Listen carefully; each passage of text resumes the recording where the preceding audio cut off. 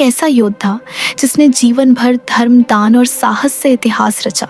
जब वही छल का शिकार होकर धराशायी हुआ तो भगवान शिव का क्रोध भी फूट पड़ा और उसी क्षण उन्होंने खोल दिया अपना तीसरा नेत्र।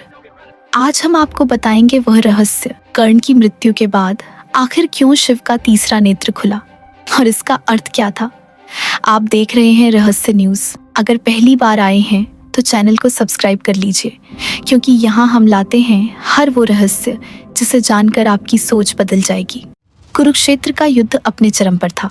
सूर्यपुत्र कर्ण दुर्योधन की सेना के सेनापति बनकर अर्जुन के सामने डटे थे। तलवारों की झंकार और रथों की गर्जना गूंज रही थी।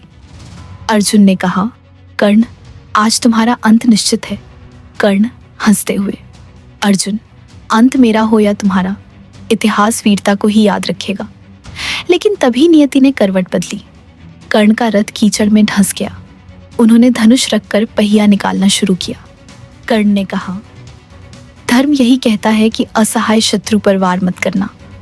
पर उसी क्षण कृष्ण ने अर्जुन से कहा, अर्जुन, यह समय धर्म का नहीं, यह समय युद्ध का है, वार करो।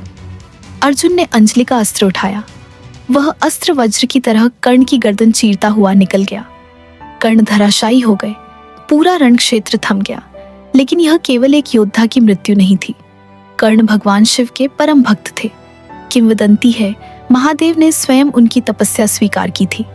कैलाश पर ध्यान मग्न शिव अचानक कांप उठे। उनके नेत्र लाल हो गए। भगवान शिव गर्जना करते हुए, मेरा भक्त छल से मारा गया, यह अधर्म मैं कैसे सहन करूं। आकाश कांप उठा। देवताओं में भय फैल गया और तभी शिव का तीसरा नेत्र खुल गया। आकाश अग्नि से लाल हो गया।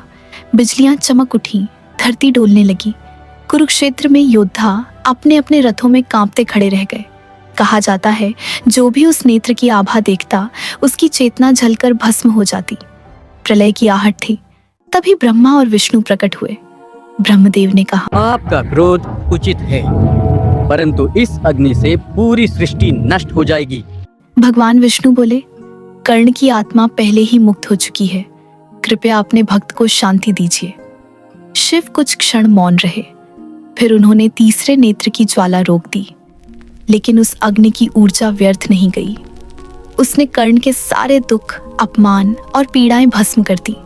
उनकी आत्मा शुद्ध हो गई। महाकाल ने आशीर्वाद दिया। भगवान शिव बोले, हे सूर्यपुत्र, तुम्हारा नाम अमर रहेगा।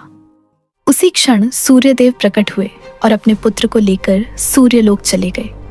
एक अद्वितीय आत्मा को दिव्य लोक में स्थान मिल गया। सोचिए, कर्ण साधारण योद्धा नहीं थे। उनकी मृत्यु ने देवताओं तक को विचलित कर दिया।